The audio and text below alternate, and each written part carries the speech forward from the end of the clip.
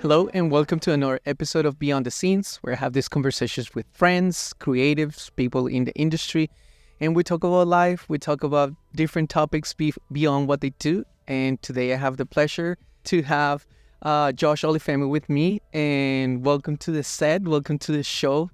Bro. I think this is going to be a very interesting conversation, a lot to learn. So awesome. Very excited too, man. So Josh, you have a YouTube channel, right? Yes. And you have a great presence online, but what you do is not only focus on filmmaking necessarily. If at all. Yeah? You do other things as well. Yes. Right? And I want to know a little bit of the background that took you to have that presence online and have that project that you have. Yeah. Okay. So my YouTube channel, me and my business partner, we have a YouTube channel. It's called Olufemii, named after myself. We've been doing it for like maybe 6 years, and it all started with me teaching at Santa Barbara City College for about 3 years over on the West Coast, California. And I taught like video editing classes and video production classes, and I had no idea how to teach before that. Like I do video production, I'd done some stuff, but I had no idea how to actually teach. Learned how to teach, the graciousness of the faculty there. And at the end of 3 years, I decided to start a YouTube channel just because it was a huge vacuum in the market. People think of like YouTube as like, oh, I can go to YouTube for anything tutorial wise. But as far as video production, specifically Adobe Premiere and After Effects, nah, like think about it, like 7 years ago, there wasn't really anything. And so, I started my YouTube channel, and then it slowly started growing. I eventually ended up quitting that job and then splitting my time between the YouTube channel and then I worked at an agency, like a post-production agency. Now, to be able to teach at the college level, did you pursue an MFA? What was your connection to teach at that level? Yes, that's a good question. So I have a bachelor's in marketing, so not even film production. Wow. I only got that job because of a referral. And yeah. Wow. And my experience in the industry, I guess. Yeah, that's cool because I identify with that. I taught at Connecticut School of Broadcasting as well for a few years. I did a couple of classes at University of Miami, and I've been teaching also abroad in Cuba, in Colombia, in Peru, different workshops. So I feel like aside from filmmaking, teaching is also one of my passions. Yeah. A lot of my friends said like, okay, I want you to tell me how to use this, but I don't want you to go the teacher mode. I just need something quick and practical, because they know me, like I can go, okay, this and this, like very, that's one of my, they call it motivational gifts, I guess, What motivated you to go into marketing first? Wow, well, that's a story. I come from a Nigerian-American family. So I was set to be an engineer, and anything STEM. My dad is an electrical engineer.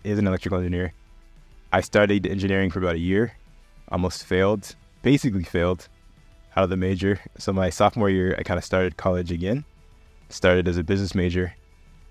There were like some choices: finance, marketing, statistics or something, accounting, and I chose marketing. Okay. Yeah, and it ended up working out, Wow. Now, did you feel any pressure from your family to go the STEM route, the engineering, or how that support you in your decision to switch? At the beginning, yes. I didn't really even understand I had any other choice.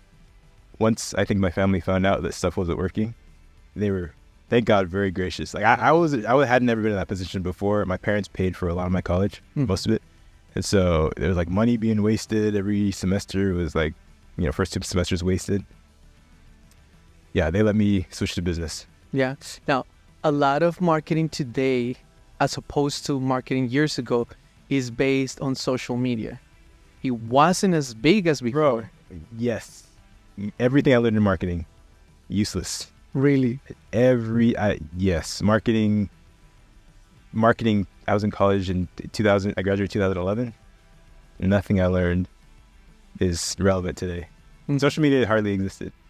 Now, when most people think of an artist, whether it be a filmmaker, a musician, or a painter, they don't really associate that with, an engineer background artist or a sales business person. It's almost like if you're a great artist, by de facto, you're not great in business, That's the conception that some people have. It's true. Like, it's very true.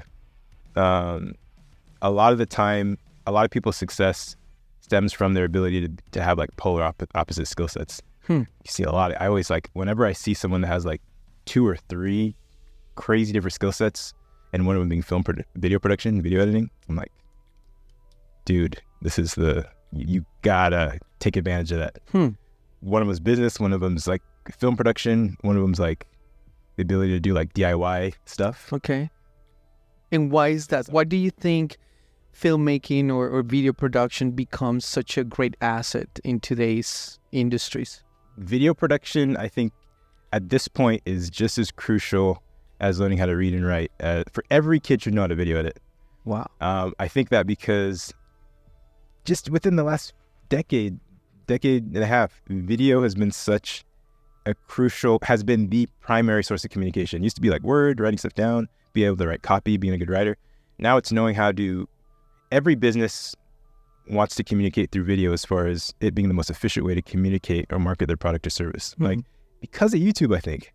Okay. Before YouTube, what was the financial reason to even shoot and edit video unless you were able to host it on your own website? Yeah. YouTube, changed everything. And years ago, we didn't have even the bandwidth to support, the amount of traffic that video generates. And I learned this statistic that besides Google, YouTube is the second largest search engine. Yep. So people are using it as a search engine to find answers to their questions rather than just finding entertainment. And this is such normal stuff for kids these days, but for us, I mean, I'm 32, still young, but it's stuff has changed so much in just a couple years. People don't appreciate how much stuff has changed and how that's shifted things, brought new opportunities as far as all of us being creatives and being able to profit from that. Now, you said that you're coming from a Nigerian background, part of your family. And as a Nigerian-American, do you feel like that diversity of cultures, that understanding outside of just the American culture has been an asset in your career, in a way impacting the things that you do? Heck yes. Yeah, dude. I always say this.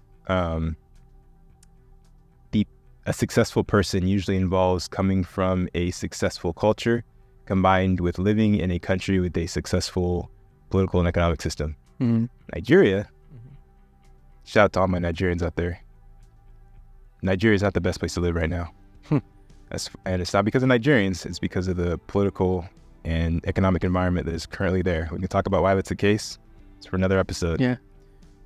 Culture, though, Nigerian culture, as far as crazy work ethic, morality, respecting your parents, putting a lot of emphasis on education. Okay.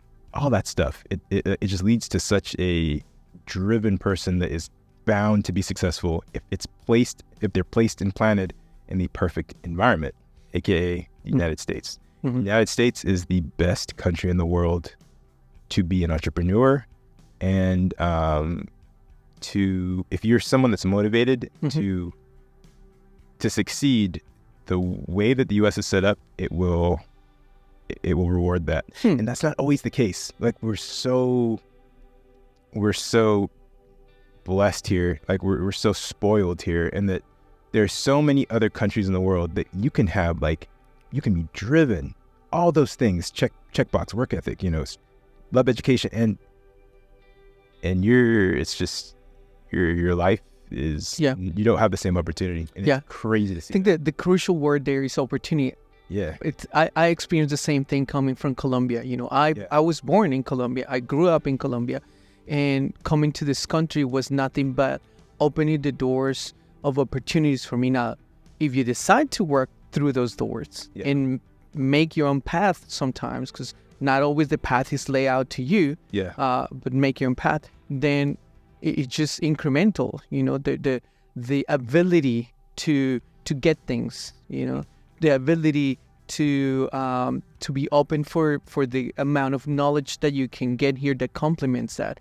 But also, I think I might be wrong, but I think that people coming from other countries also bring something to the table that enhances the American experience, both economical, socially, political.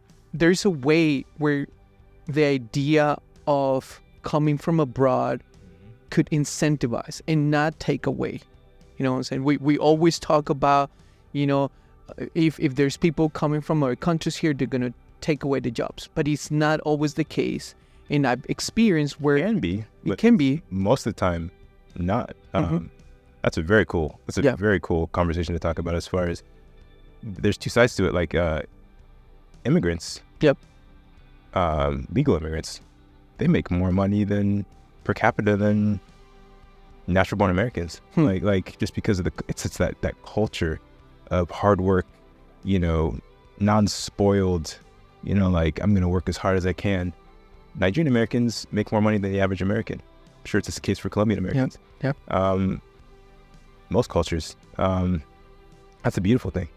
Immigrant story, the immigrant experience has something to do with how you see the world or your worldview, and therefore your worldview also determines a lot of the things that you have by becoming an entrepreneur, or by deciding to pursue something as a passion and being able to be successful at it.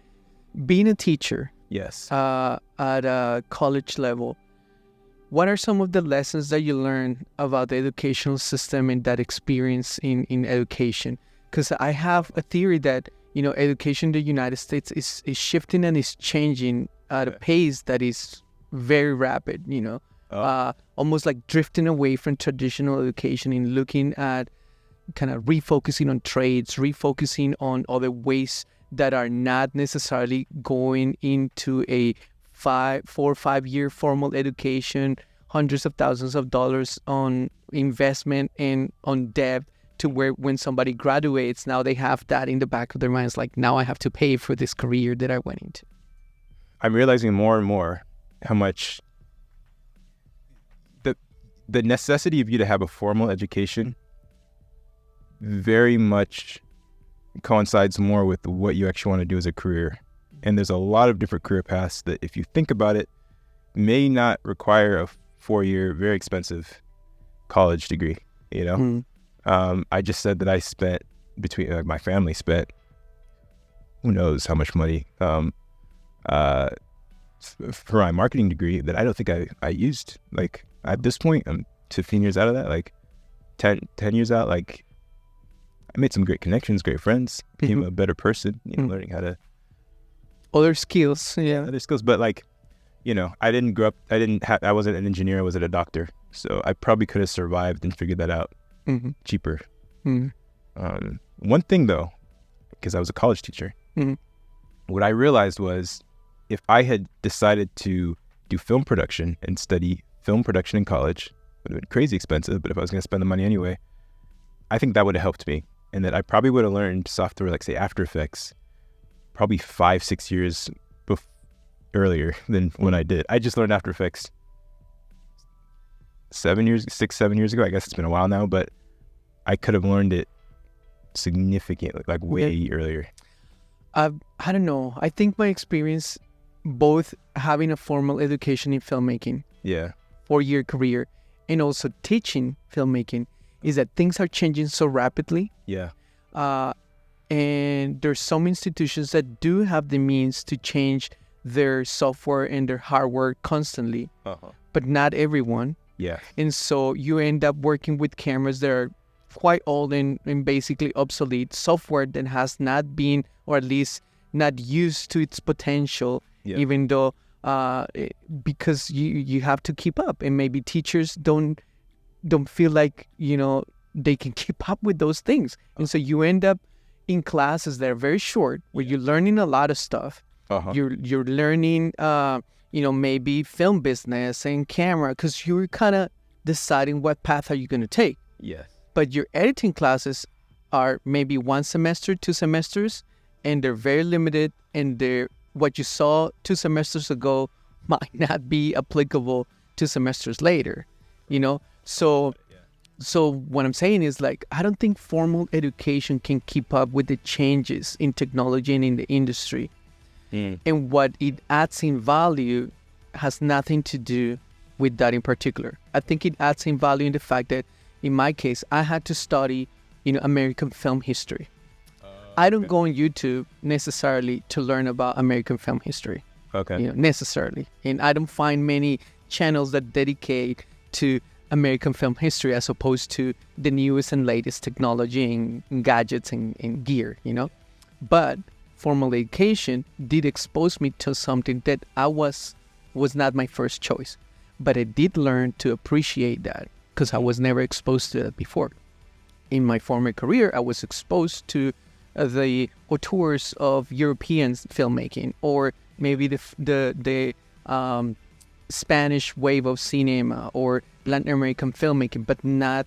It was like a clashing of ideas between American filmmaking or history, based mostly on the studio model, as opposed to the French New Wave or the Italian Renaissance of film or things like that. So the only thing was having to work on different positions and experience different things. Having to work because you're not always going to be the director in every single group that you are assigned to. Yeah. And so having to do sound, having to, be behind the camera and in front of the camera, being forced to do things that maybe if I was learning on my own, I wouldn't choose that in the first place. Okay. And the other thing is, I had to take psychology classes. I took an acting class. Wow. Things that if it was on my own, I wouldn't. But the program was designed to help me, develop a wider perspective. Yeah. Yes, I could learn all of those things aside from formal education. I get what you're saying. But the contacts that I made in school, both with teachers and former peers, to this day are crucial, and they are the reason why I think that experience in my particular case was a successful experience. I don't know if I will tell everybody, even after being a teacher, that that's the route they need to take to be successful. And I don't know if in your experience as a teacher, you see that necessarily is the route to be successful in what you're doing today. If you have the money, go for it. Okay.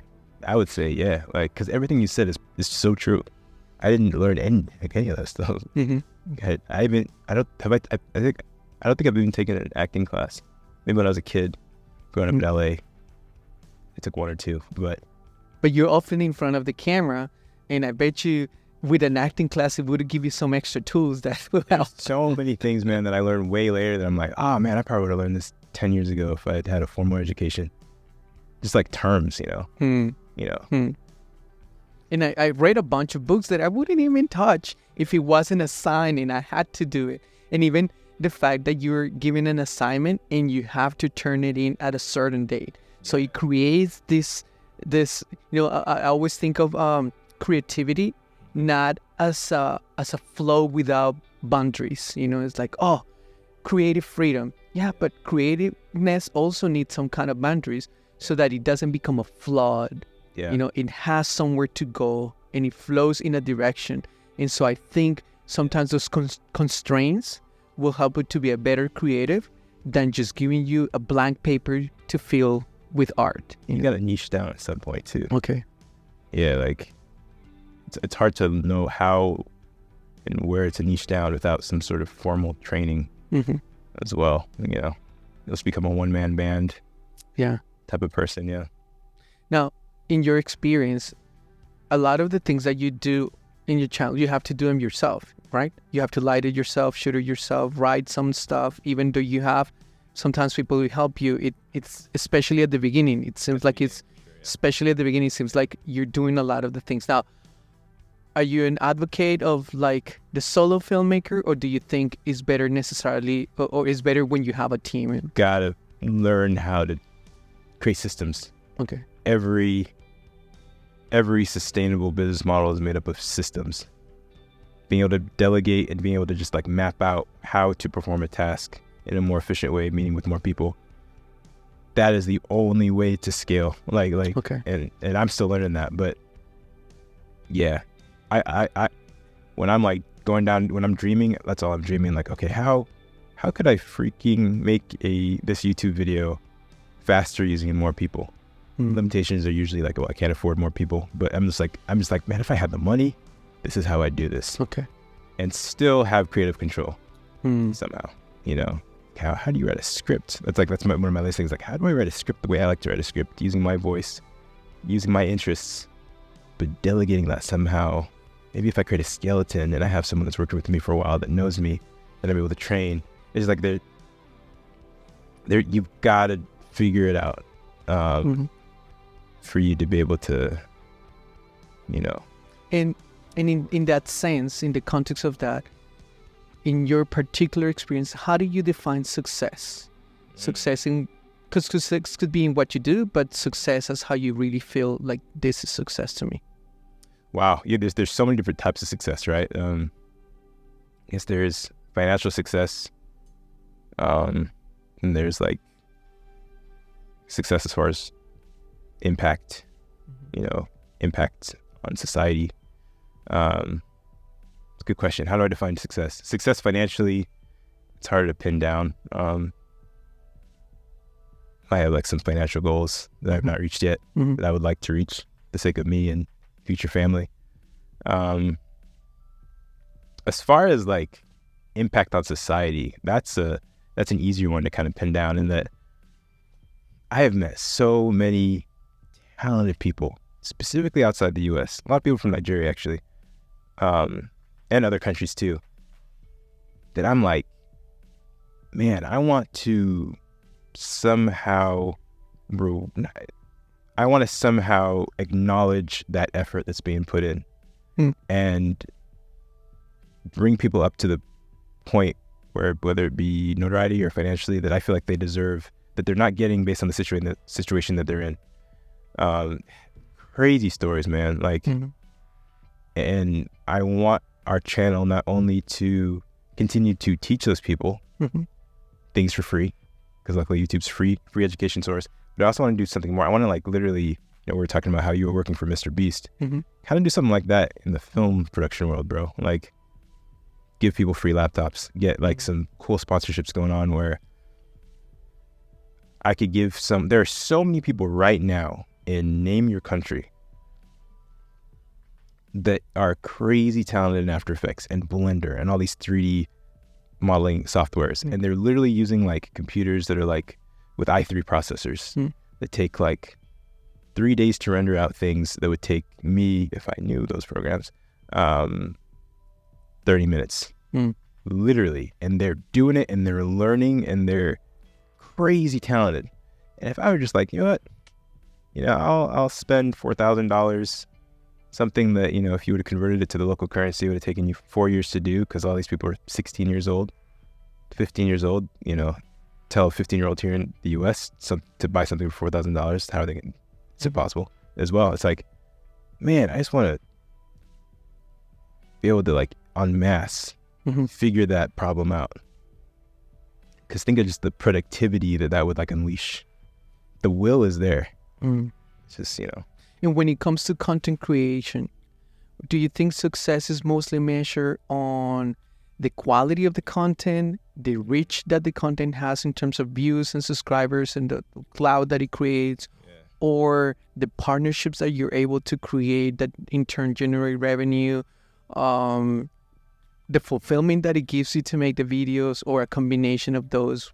When you create a piece, how do you find, oh, this is a successful piece? Great question, dude. Like, it's got to be everything. Like, you don't want, it's hard to admit it a lot of the time, but you've got to understand that the business aspect, meaning how much money that piece of content creates, that is important, as well as the, you know, the production quality of the content. You know, how many people ended up, you know, basically acknowledging that quality by giving you views, as well as the people that are acknowledging how brilliant of a sales funnel that is by giving you conversions. Like, you need to have a sustainable system. And if you just focus purely on art, you're going to have a lot of people that love you, and you'll love you'll love yourself as well, but it's like it's not a sustainable system. You're gonna you get it. You'll go bankrupt. You can't focus on money because then you're just selling people things, and people aren't gonna gel with that. Like, why would they watch your content? That's a crazy thing to talk about. Yeah, because we talk about, creating content for free on a free platform, and that can be written as, man, this guy is awesome. This guy is very generous, giving away what he knows. But is that always acting in the spirit of generosity, or do you think we have a more generous society giving away knowledge and creating access to knowledge, democratizing knowledge, or the access to knowledge more than in other generations before? I can only speak to myself. I'll say that when I started a YouTube channel, a tutorial channel 6 years ago, my first thought was not, I want to be generous. Hopefully, but before I talk about the generous side, the reason I created a tutorial channel was I saw a huge gap in the market. I was teaching things that in my community college class that was not being, tutorials for post-production didn't really exist on the internet, on YouTube. Huge gap in the market, let alone tutorials that were teaching like nouveau concepts like music video editing, speed ramping, which is like a thing back then, like different cool like crazy masking and like all these things that those were all new concepts back then. Crazy. And our YouTube channel started with music video post-production specifically, and people ate that up. We're like, oh my gosh, you're finally breaking down these music videos I've been watching and there's nothing. So going back to generosity, put that aside for a sec. There was an opportunity gap in the market that I was like, I need to work, I need to provide for myself and the future family I'd like to have. I see an opportunity and I'm going to provide free content to people that want to watch it. And I'm going to have a business strategy attached to that so that I can sell people things that hopefully they want to buy. I know, I know the people I'm targeting with my content. So I know the sales funnel that I know what I'm going to try to push to them, convince them to check out, because hopefully it's something they actually need. And a awesome side product of that is, you could call it a generous, or maybe more accurate is just the reality is you have free knowledge that's being put out there and helping people. Another aspect that is even less generous as well is you soon to realize when you put out a lot of free content on the internet, it helps you as far as getting clients. You think that putting out all your free knowledge will actually limit the amount of clients that actually want to pay you to do stuff. Because it's like, well, you're teaching me how to do it. That's never been the case. Wow. 99% of my accounts or clients that I get come from the YouTube channel. And, they're like, well, you taught me something on this level, but I know you can do it at a higher level. I have a lot of money and I don't want to do it. So Interesting. I trust you because I've followed your content. So this leads us further and further away from a benevolent reason for starting YouTube content, tutorial content. But hopefully in the midst of all of that reality, you find, which has been the case for me, so many instances of being able to be generous and literally answer DMs. Like, I call people up all the time on Instagram. They just have random questions and we go through how to solve things in After Effects. But that's taking time of your personal life and stuff. So that in a way is being generous as well, because you don't have the obligation to do that, I love doing that. Yeah. So yes, but I don't want it to seem like I had a lifetime goal of creating a charity with the YouTube channel. I see. Because I wish I could do that, but I literally couldn't pay rent or bills. I wish we could do that, but I don't know. I've had to train myself into thinking that way, and that all of us as creatives would just love to create 24/7. Yeah. But if we don't have a business strategy along with doing what we love, we're just doing a hobby, and we're not making wise decisions as far as. And then in turn, that becomes unsustainable, and then you just give up. Yeah. Kind of. Yeah. Because like your passion then becomes a burden if you're not able to sustain your passion in your livelihood with what you burn on someone else. Okay. You have to, yeah you know, and homeless. yeah and now you touch on something that it's important as well, and is the fact that you are giving away these things as knowledge, these tutorials, and beyond the tutorials, concepts, and almost like sparking people interest to do things on their own. I would think, man, he's revealing the tricks and the secrets, and now he's ruining it for the rest of us. He's not a gatekeeper. He's just opening the floodgates and letting people know how that Kendrick Lamar crazy video was done, you know, and how easy it was actually done with other tools rather than have a bolt system doing a speed ramping and stuff like that. But you're saying that it's not necessarily come to hunt you, taking away work from you, but it's actually opening doors. And that's like a very weird concept, because I think of copyrights, right? And how copyrights kind of hold this secret on things, and therefore people profit from not revealing the secret. And in this case, it was more like, okay, hold on, like this is the secret. The cat is the rabbit is out of the hat, and this is how I do it. And just by doing that, the interest is exponential on what you do. I get the argument, because while yes, that helps me. If say I reveal someone else's secret, some other editor that is not me, the editor may feel a certain way, and I understand the argument that hey, like there is scarcity as far as this knowledge, as far as this editing effect. Now there is no longer scarcity. Everyone knows how to do it. That's not fair. I don't like that you did that. Totally get that. Okay. That is a argument that we'll have to mull over. But there's also a duality to that, in that also there's the power of competition, right? So but the democratization of knowledge does a lot of things. Floods the market with a bunch of creators that are now trying this out when only a few people would be trying it out previously. But what that does is that competition, it makes a more beautiful product in the end. You think that it also sparks other tricks? It's like if everybody's doing a spin ramping, then this might be something else we have to do to differentiate. So speed ramping becomes a fad, and now there's a new thing that we can do, and it just pushes people to think beyond that little secret and Bro, yes.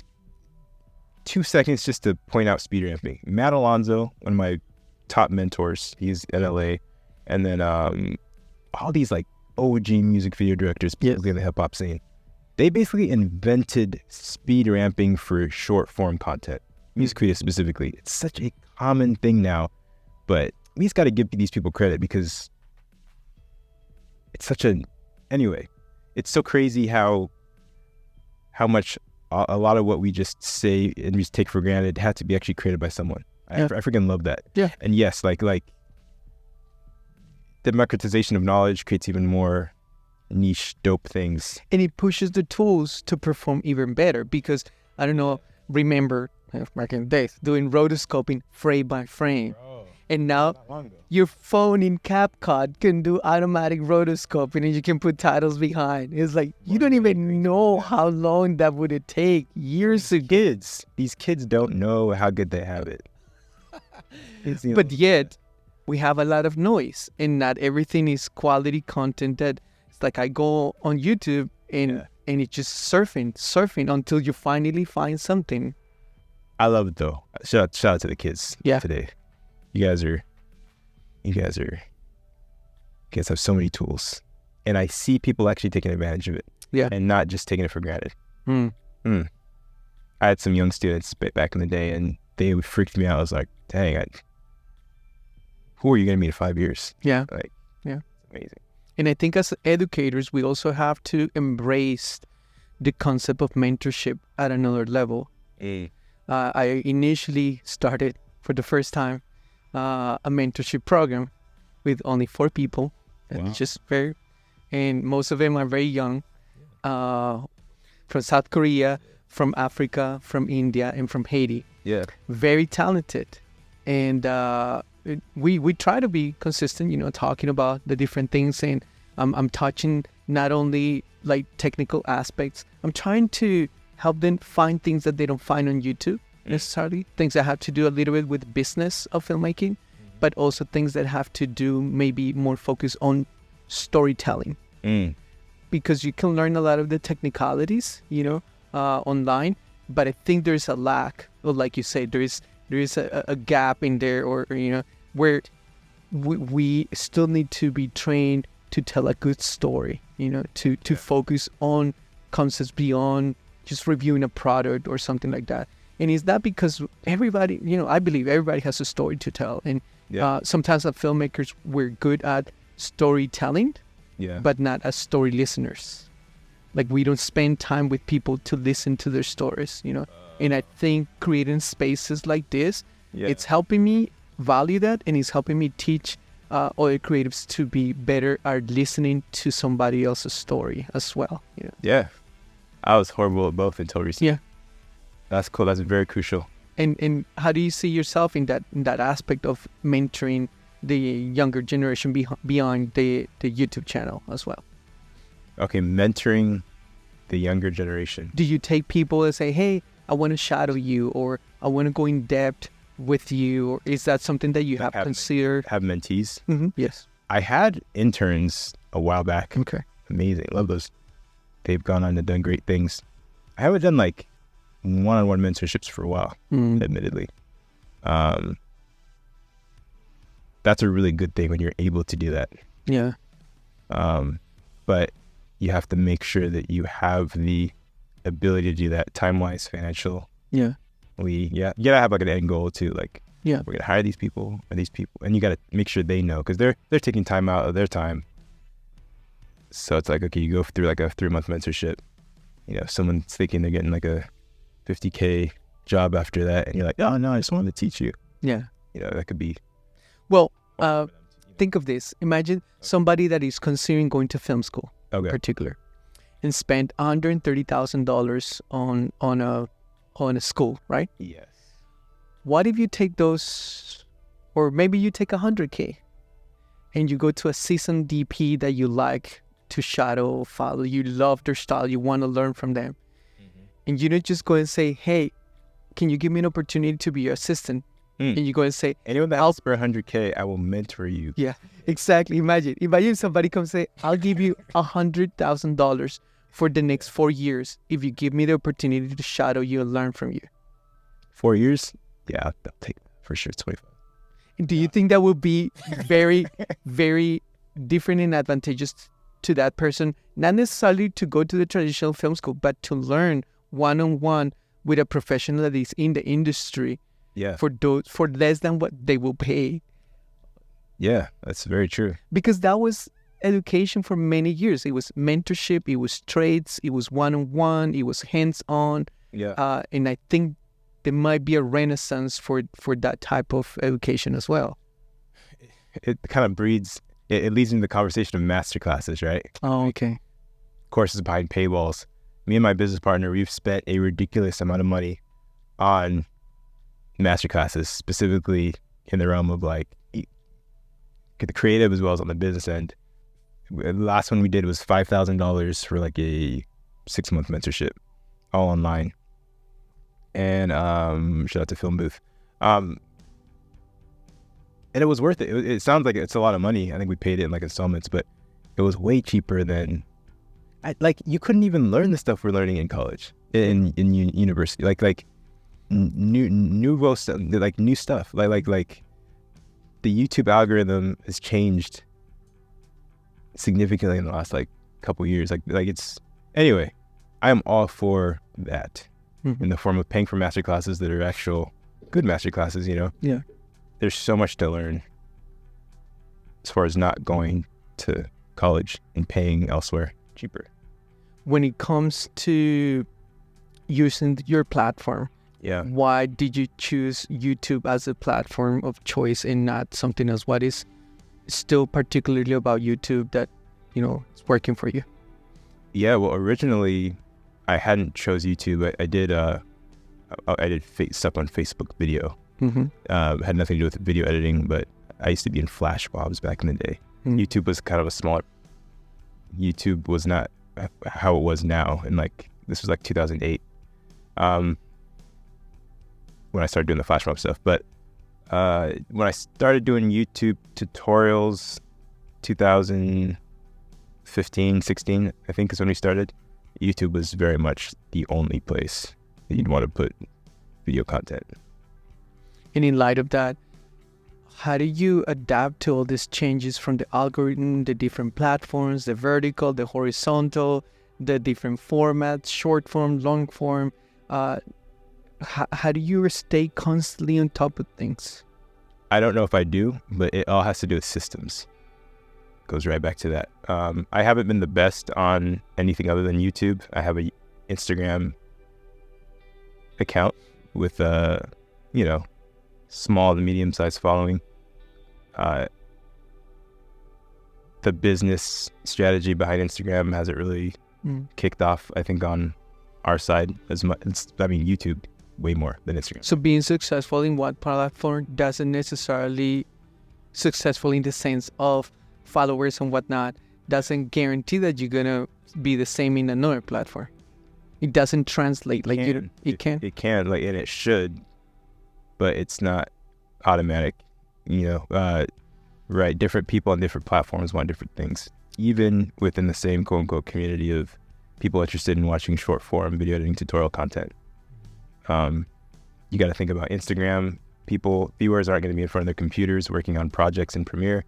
They may be the same person, but they're on their phone, so they may want a little bit more edutainment content as opposed to like clinical tutorials. Yep. Just straight educational content.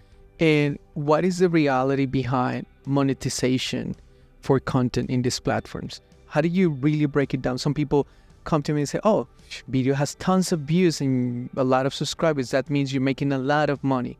Is that the reality? Is not like in your experience and, being open about it from your experience, how is monetization of this content really happening in these platforms? Yeah, no, that is it. Wow, that's the first thing you'll learn doing YouTube content. Someone with a lot of subscribers and even with a lot of views, it does not mean that they're making money. Like, again, you got to think about the business strategy as well as the content strategy. You make money, other than just the money you make from AdSense, which, YouTube pays you per 1,000 views, when they run ads on your content. Put that aside. Unless you're making a ton of views, you're not going to make a lot of money doing that. But just in practical terms for people that have absolutely no idea how that works. Okay. What is 1,000 views on a video resulting in AdSense? Okay, so it depends on your CPM. RPM, CPM, I always forget what they are, but the difference. But I believe it's CPM, which is the money that you end up getting in your pocket, that apart from the money YouTube takes. If you have a video that's about Red cameras or about like financial stuff, business, you're gonna have a CPM that's like $40, $50 maybe if you're lucky. For 1,000 views. For 1,000 views. That just means that the customer of that video is valued a lot higher. Oh, okay. Because so YouTube's gonna be willing to sell that ad to a company at a higher rate because that customer is able to. It's probably gonna convert. So not every view is valued at the same price. Exactly. So if I have a video that's like a listicle video about like 10 of the best video editing effects transitions for 2000, what year is it? 2024. It's going to be a very wide, generic audience, not very specific. YouTube's going to be like, I don't know what to value that audience. I'm going to go for the lowest common denominator. $5. Okay. For those same 1,000 views. Yeah. Great. Yeah. How is that translated to subscribers? That subscribers necessarily translate into money or not necessarily? So funny. Like they definitely did more back in the day. Okay. Algorithm has changed a little bit as far as I understand, in that they're putting a lot of emphasis less on subscribers that are very subscribed to you and just comments and engagement as far as likes and comments, I would assume, as well. And that will lead to probably more views. Hopefully those are the right views that are high converting views. whether it mean,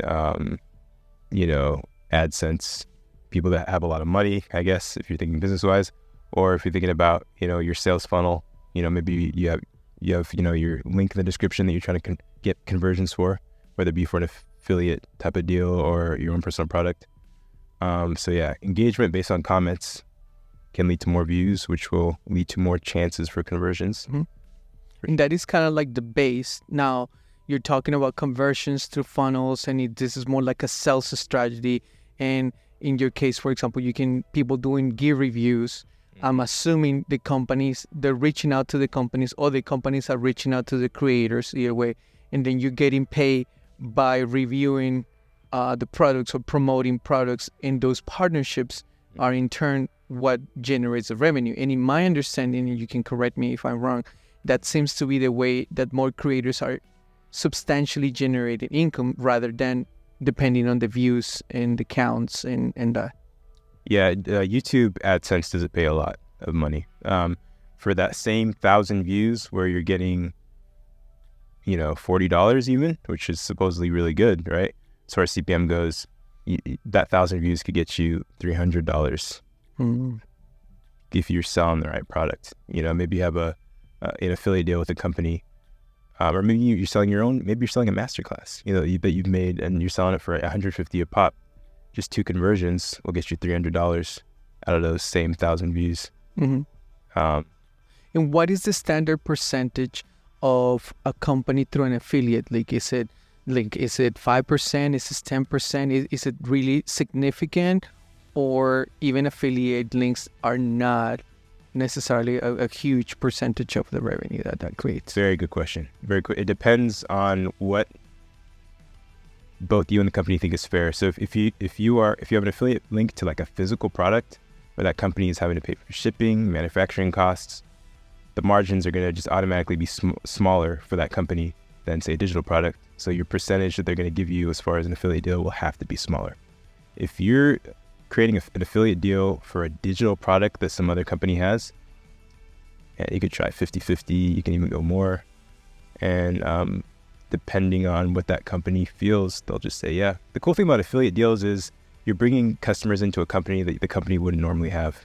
So it's easier to kind of discuss, hey, if I'm just purely going by a percentage deal, I'm not talking about any kind of upfront fee, I would start at 50-50. Would it be different from digital product?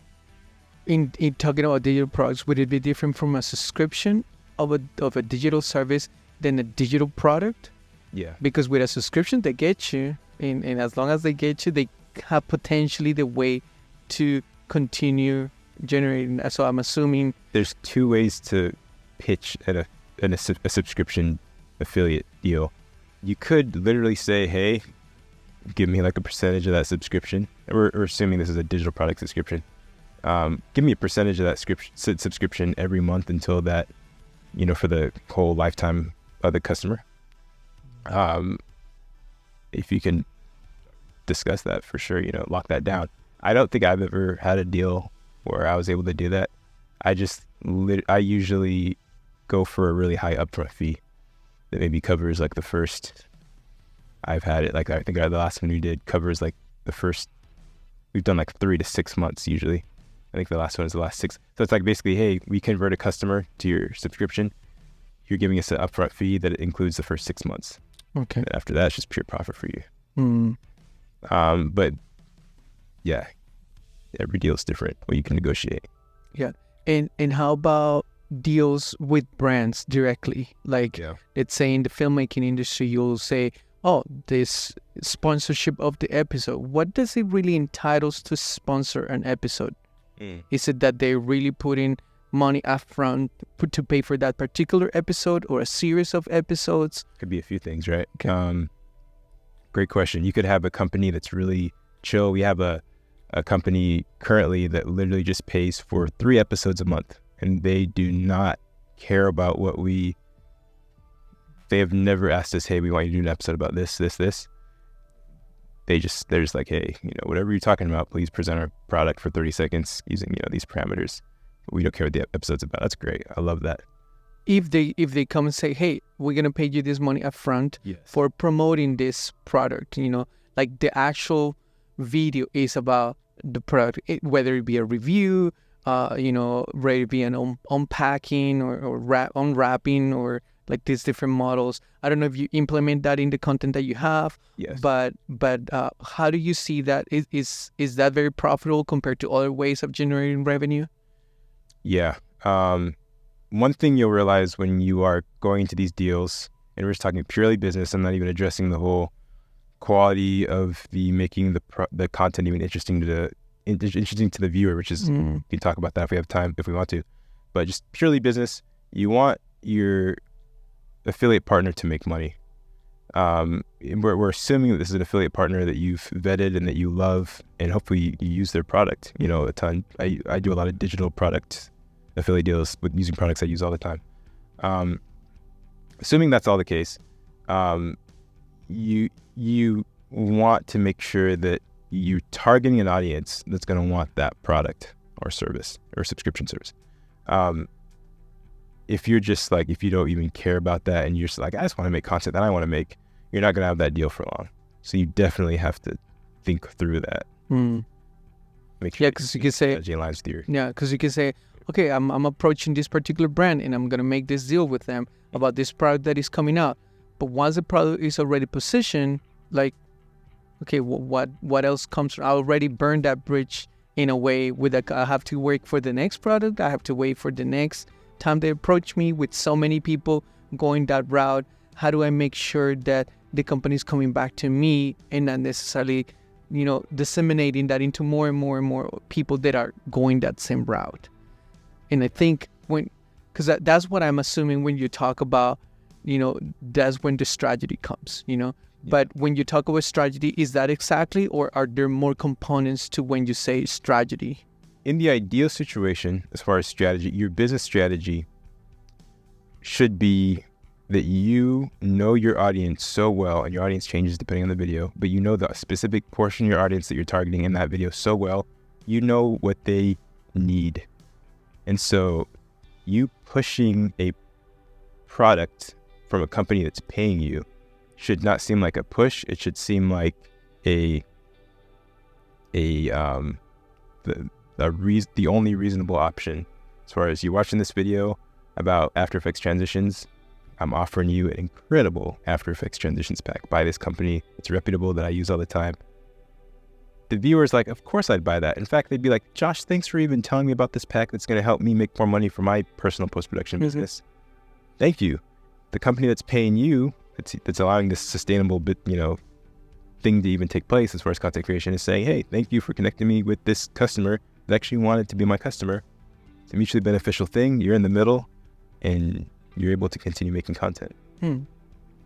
Thinking of all of this makes me really consider that in this new segment of content creation, you're not only being a creative making videos, you're becoming a business entrepreneur and a salesperson.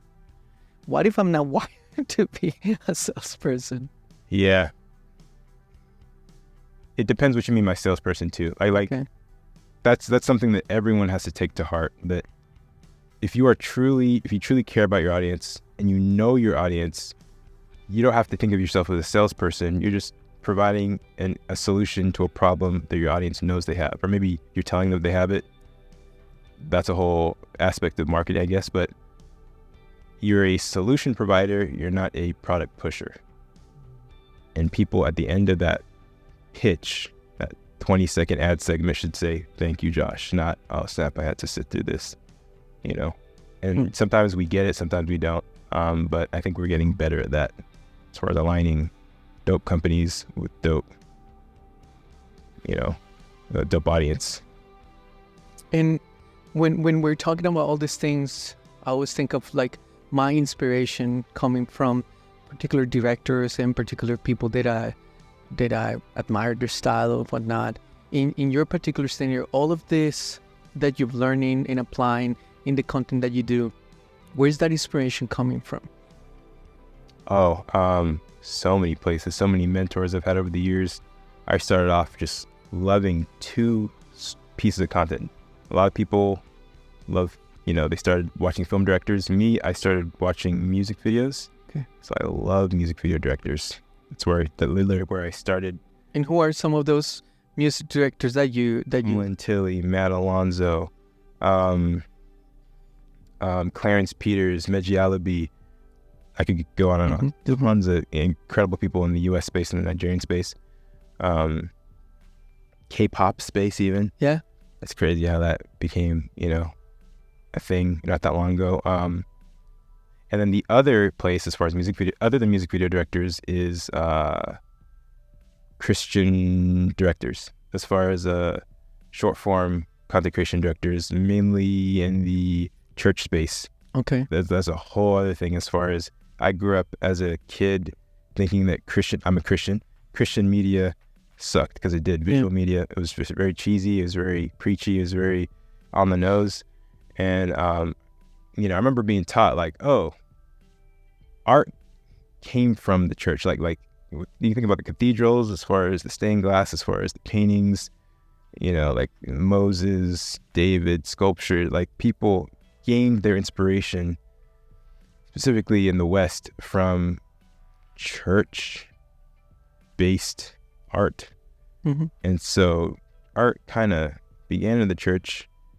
I feel like art's coming back as far as the visual art, like as of recent. If you look at people like Solomon Ligfilm, Ezra Cohen, so many people I just can't. Elevation has good. Yeah. Elevation definitely has good stuff. Forgot the main guy there, but I follow him on Ryan Booth is a great. Yeah, Ryan Booth. I was at Hillsong for many years. So many people. It's where I learned a lot about visual. It's crazy. So many talented people.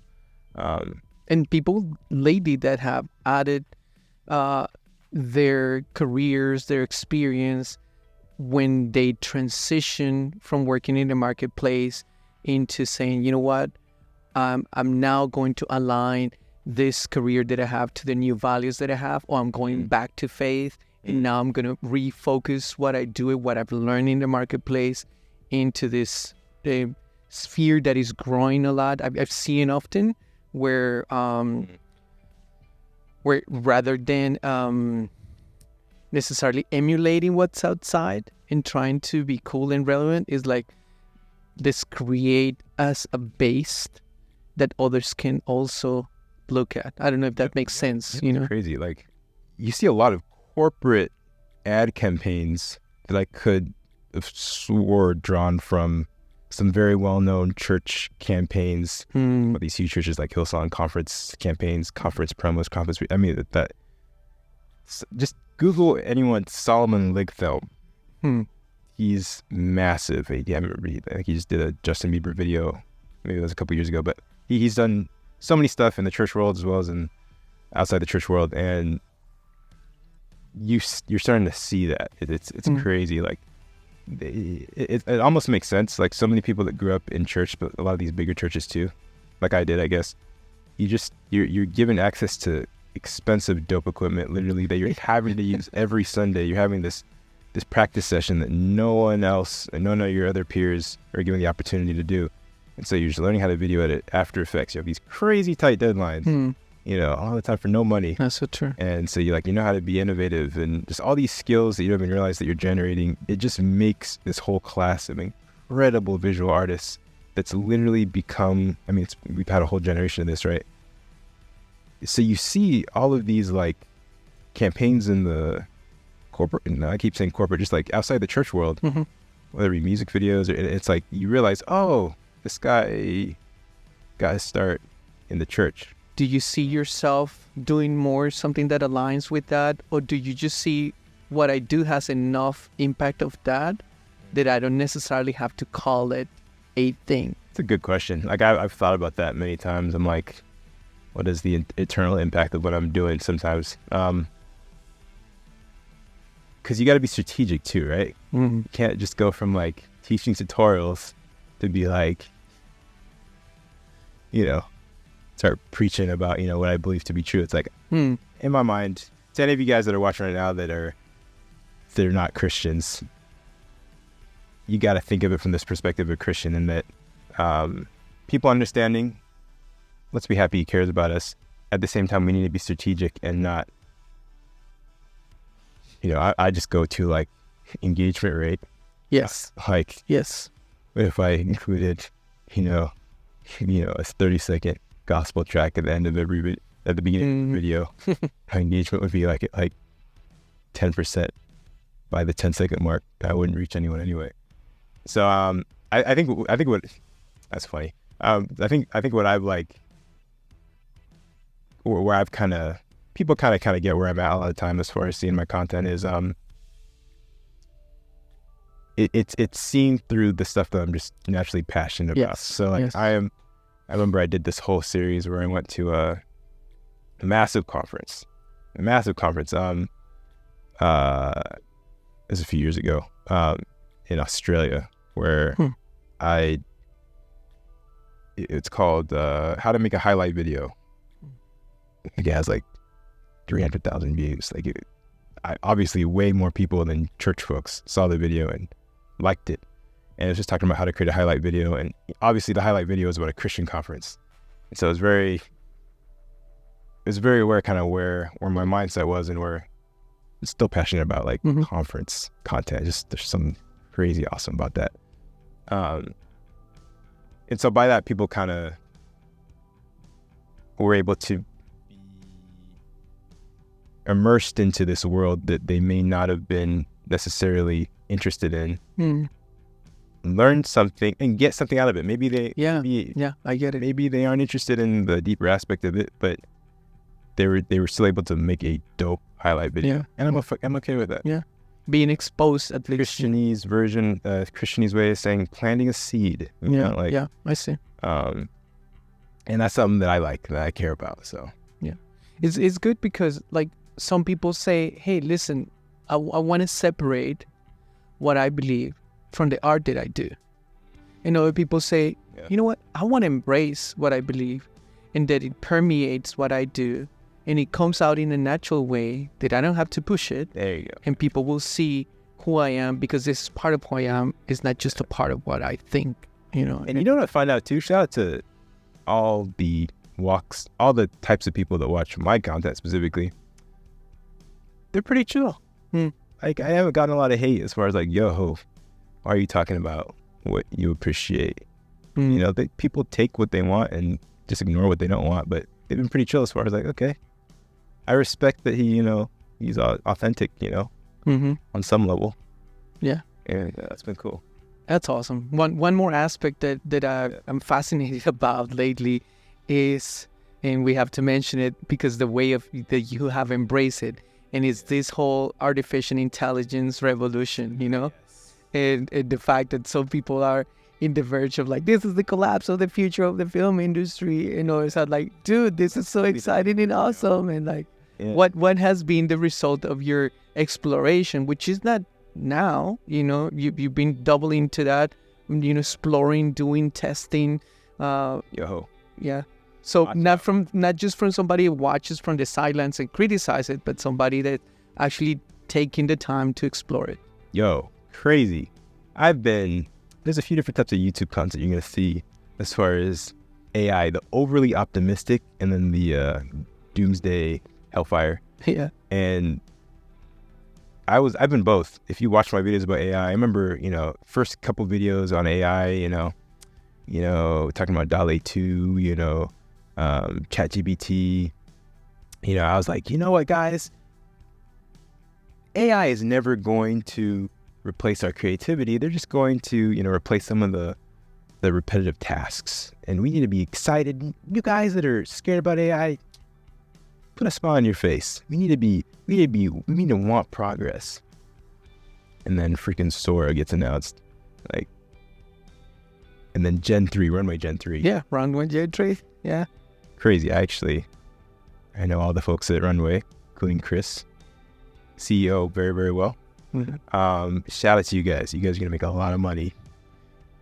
If you already making a lot of money. Shout out to you guys.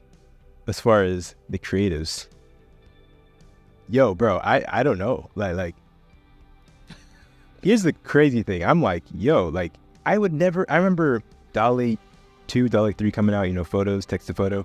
I remember like making... Will Smith eating spaghetti. But that's a video. I didn't even think about it.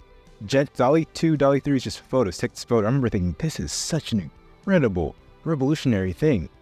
There is no way you could ever do text to video, because it's like, you have to do multiple frames. It's maybe like 5 years down the line. The same year, Sora is announced.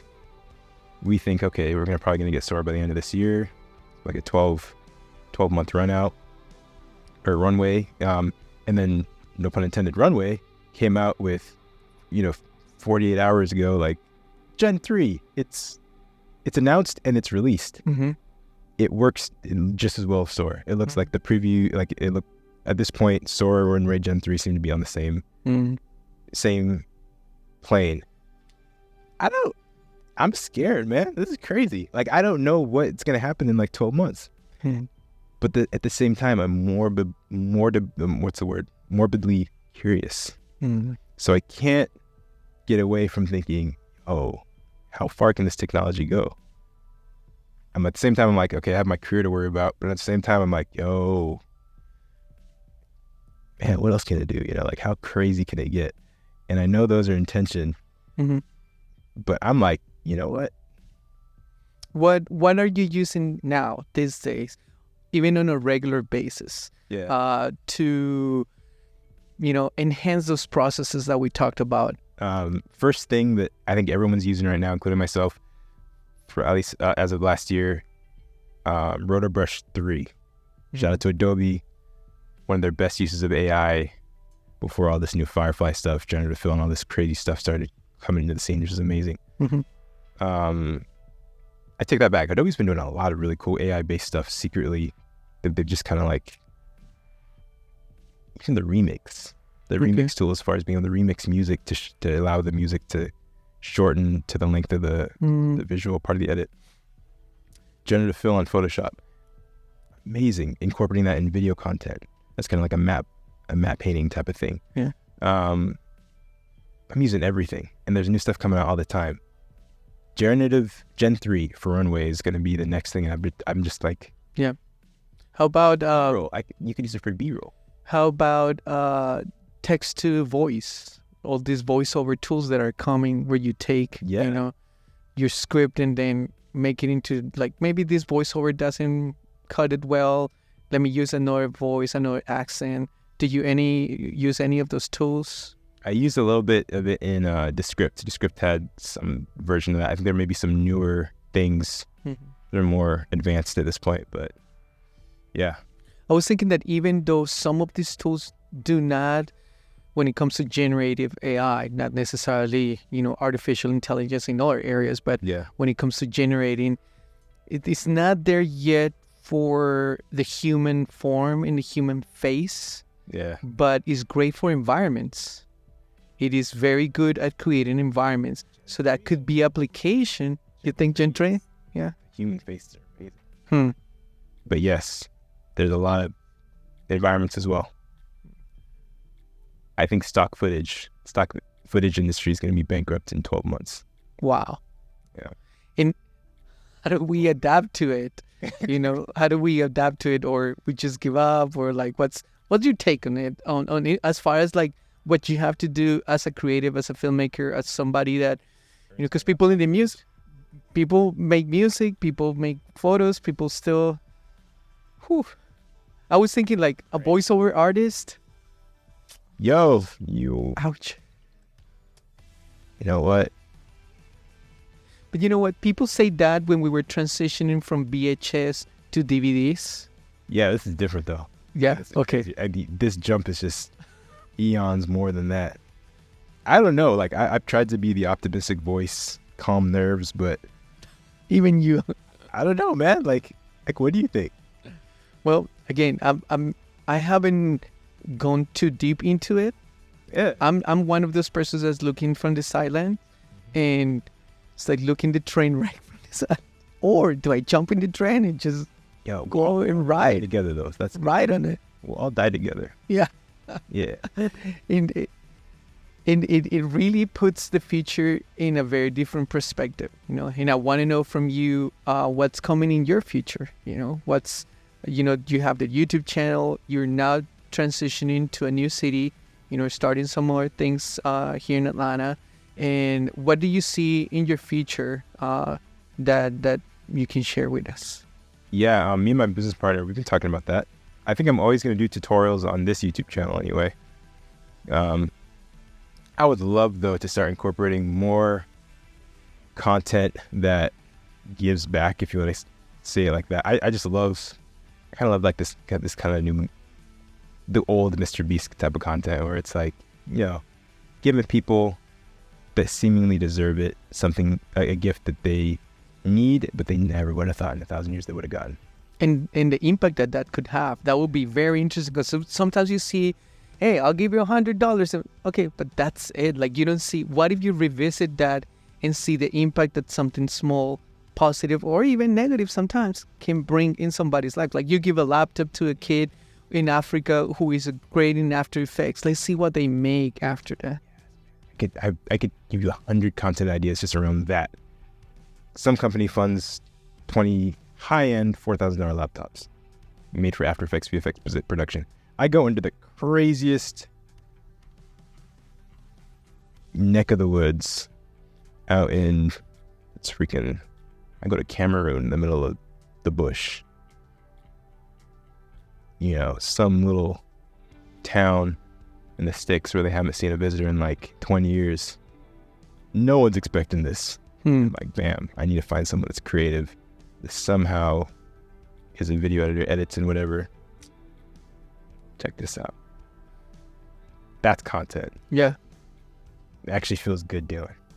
Imagine, it just makes me think, imagine you find a company that's willing to give the laptops, and then a few months later down the road, you produce a commercial for that company made by the kids who got the laptops. And you're like, dude, that looks insane. Some people I know on Instagram that are in those places, and they could create commercials better than 100 people I know out here. Yeah. Like, crazy. So like people. That altruistic idea, it's definitely in you for the future. Do you see yourself? Yeah. Do you see yourself also going into narrative, like exploring other things that are not necessarily producing the content in the YouTube channel, doing short films, music videos, things like that as well? We've always done music videos. Question would be short form and long form feature films. Mm-hmm. No.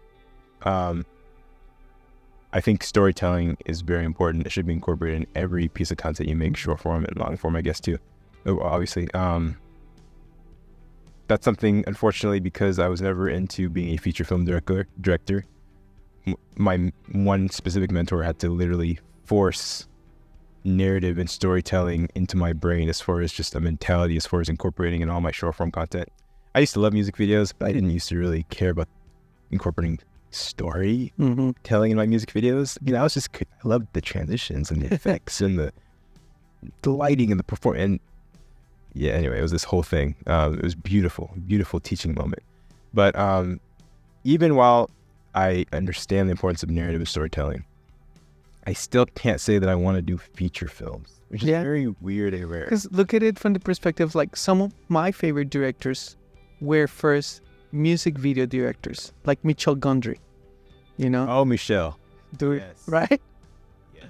And then he goes into, Be Kind, Rewind, Science of Sleep, Eternal Sunshine of the Spotless Mind. Michel. Dude.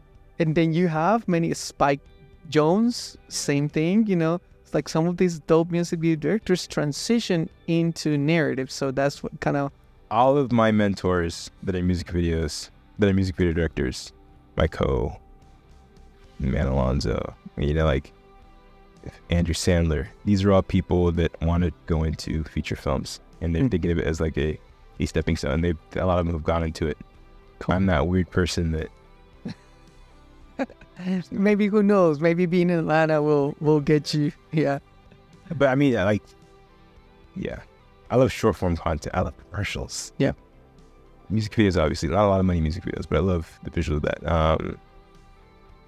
Marketing content, short form, corporate things like I don't know. There's so many I'll say this: documentaries is the one long form piece of content that I definitely have done and will continue to do. Cool. Love documentaries. That's awesome. Yeah, most of my career has been paid with documentary filmmaking for many, many, many years. Yeah. And I think a few of my favorite cinematographers, like Roger Deakins, come from that, documentary filmmaking, photojournalism background. And I think it definitely adds a certain sensitivity, of understanding real life story. And I think it's a tool definitely when it comes to telling stories when you come from that background as well. True. That's very, very true. I was considering that I've learned a lot through our conversation, and I think your audience and the people that are watching these videos might also want to connect with you, and what would be the best way for them to get in touch with you and maybe, slide in your DMs and learn more things. So my Instagram, Josh Olufemii, and then my YouTube channel, me and my business partner's YouTube channel is just Olufemii. Olufemii. Yeah. That's awesome. Get out, subscribe. A lot of my friends are into filmmaking and, commercials and things like that. And a lot of the audience really understand that. But we see the need to be more present in social media. Yeah. It's no longer a fad. It's no longer a thing for the kids. It's becoming something that is very relevant and very important. Yeah. And you being in there for a long time, paving the way. What do you think could be some of the, those things that you can say to people that are starting or people that yet don't feel motivated enough because they don't know how to start. They don't know. There are people that even have the tools, even have the cameras, the lights. It's just, they're right there before, like, do I do this? Do I not? Is it fear? How can you motivate some people to at least give it a try?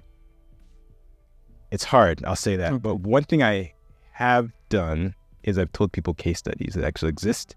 A huge fear is that people really actually want to make content, but they're like, I'm starting a YouTube channel in 2024. Is it too late? Is the market too flooded? Are there too many people talking about my niche? I think the same, yes. Yeah. I'm going to give you one example. One of my friends who a lot of you guys know, his name's Eric. I think he has like 15 million subscribers now on YouTube. He had a goal of, at the beginning of the pandemic, he had 0 subscribers. He was like, I want to get to 1 million subscribers within 1 year. I ended up finding out about it. I ended up finding out about his channel when he was at 500,000 subscribers. This was like in 2001. Ended up just DMing on Instagram saying, bro, I love your content. He DM'd me back and he was like, bro, I actually learned how to edit based on your tutorials. So I was like, sick. Let's put that in the resume. Please say that into a mic for me to use in future cover letters, pitches. He ended up continuing going past 50K, 500K to, by the end of the year, he was at 1 million. It's 2024, 3 years later, he's at like 15 million. Mm-hmm. So he just started YouTube in 2020, or while we started YouTube in like 2016, 17. It just proves to show that YouTube is just starting. And if you know how to pick a niche where there's a vacuum as far as content, and target like a specific audience that isn't being targeted, like there are infinite amounts of niches. And there's so many people in this world that there are probably millions of people in each of those niches. It's crazy. You can go into, any of you guys that live in LA, you can go into like a lot of these rooms, these like mixers, business mixers, YouTube mixers, or networking events. And some of these, every person in that room has at least 100,000 subscribers, just doing random, I have a YouTube channel where I do makeup tutorials. I teach people how to hula hoop. And like, I could go into that room, everyone has 100,000 subscribers at a minimum, and not know a single person or heard of a single person in that room. It's crazy. It makes you rethink what you think of as a celebrity, right? Okay. And it just proves to show that there's so many people in this world that have different interests with different niches that cater to them. And there's enough creators. LA is it's a concentration of creators, so you're going to see more there, but to cater to each of those niches. And none of those niches really mix. Like, there's no way I would ever come across this hula hooping YouTube channel that has 1 million subscribers, because I'm not interested in that. So don't ever feel like, the market's flooded with YouTube channels, because there's limitless amounts of niches, and then you can niche down. Our YouTube channel was specifically not just video editing, it was video editing for short form content. Now, people that want to learn about feature films, we weren't Film Riot. Yeah. Music video specific, short form content, specifically hip hop music video editing in the Adobe Suite, Premiere Pro, After Effects. Okay. That was our super target. Very niche, very target. That market is huge. And now we've expanded past that. And yeah, it's the market's out there. The people are out there. That's awesome. And then you provide a platform that can help people get there way faster than if they had to start from scratch, not knowing anything. So that's awesome. Like, it kind of goes back to, you're collaborating, creating content for this platform, but that platform is at the same time providing the tools that you need to push you and to create and to do more. I'll say one last thing about tutorial content specifically. You're saying, like, people wanting to get into YouTube, how can I motivate them to get into YouTube? I specifically say tutorial YouTube channels, I think they're the easiest to grow. Okay. Because it's weird. This is still the case, but it was very much the case even years ago as well. YouTube is still the bottleneck of information as far as anything. Tutorials are huge on YouTube. There's no equivalent site where you can get tutorials, so people are going to go to YouTube to find information about how to do things. So you have a niche. We had a niche where we were only a couple of channels talking about Premiere Pro short form video editing. Every person that wanted to learn video editing would search how to video edit, and they'd go to our tutorials. Us and maybe one of 10, one of 15. Back in the day specifically. It's crazy that the fact that your YouTube channel is a bottleneck. Say you only have 10,000 subscribers. The people that get caught in your bottleneck will surprise you. A-list actors, A-list musicians that just, they want to learn how to video edit, maybe to learn how to create visuals to go with their music. You're the only resource on the internet for that specific niche. The people I've come across, the DMs I've gotten over the years, it's amazing. Like just considering how big our channel's at like 500,000 subscribers, which is a lot, but it's nowhere near the type of attention we've gotten from people that have way bigger influence, specifically just because I think we're a tutorial channel. I think, which is something that anyone can access. Yeah. It's crazy. It's not just us, but I think it's tutorial channels have that little cool perk. That's awesome. Definitely learned a lot from this conversation, sharing with you. I appreciate your openness, and I appreciate just taking it, as it is, as a conversation, and not holding back. I appreciate it a lot, and hope that we can, provide this space for many other people that you have contact with, that you think of legacy. Think that the legacy on each of us is beyond sometimes what we can imagine and what we think. Sometimes we don't have the full picture, but I definitely see that there is legacy in what you do.